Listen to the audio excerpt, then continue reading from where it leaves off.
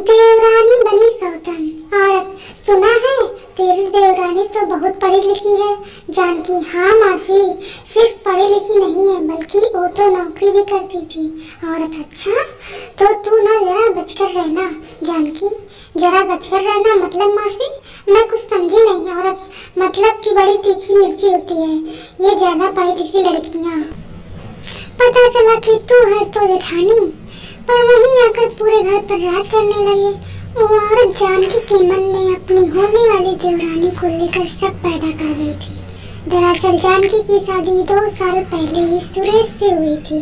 वो बहुत ज्यादा पढ़ी लिखी तो नहीं थी, लेकिन उसने आते ही पूरा घर का बहुत अच्छे से संभाल लिया था। सुरेश का छोटा भाई था महेश, जिसकी शादी अब प्रिया से होने जा रही थी। तब दूल्हे बने महेश को देखकर जानकी ने कहा, जानकी, क्या बात है दूल्हे राजा, बड़े जच रहे हो। अब जाओ जल्दी से हमारी देवरानी ले आओ। अकेले घर का काम करके तो मेरा तो बुढ़ापा ही आ गया।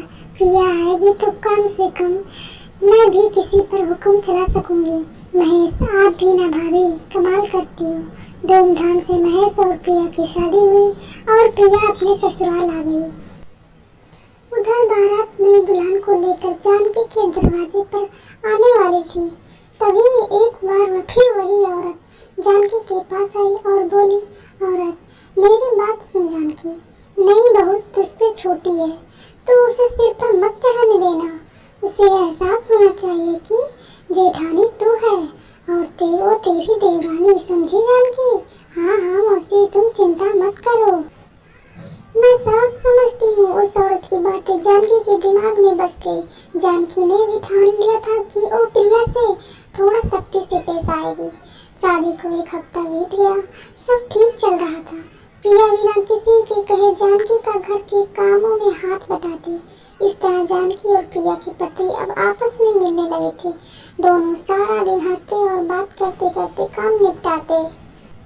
लेकिन बीच बीच में जानकी को जब भी उसकी मौसी की याद आती और वो थोड़ा सा सख्त होने की एक्टिंग करने लगती। एक दिन सुरेश, अरे जानकी, जरा सुनो तो। जानकी, हाँ जी कहिए। सुरेश, वो प्रिया और महेश को हमारी कुलदेवी के मंदिर भी तो जाना है ना, तो तुम एक काम करो, शहर जाकर उसके लिए एक अच्छी सी साड़ी ले आओ। पैसे अलमारी से निकाल लेना। जानकी, शहर से क्यों, यहाँ हमारे यहाँ दुकान कम है क्या। सुरेश, अरे बाबा, वो शहर की लड़की है, हो सकता है उसे यहाँ की साड़ी पसंद ना आए। जानकी, अच्छा, आपने कभी मेरे लिए तो शहर से साड़ी नहीं मंगवाई। सुरेश, अच्छा तो तुम भी ले लेना अपने लिए एक बढ़िया सी साड़ी। अब खुश हो और सुनो, महेश को साथ ले जाना, मुझे कुछ काम है तो मैं कल पूरा दिन बाहर रहूंगा। जानकी, ठीक है। सुरेश की बात सुनकर दोनों हंसने लगे।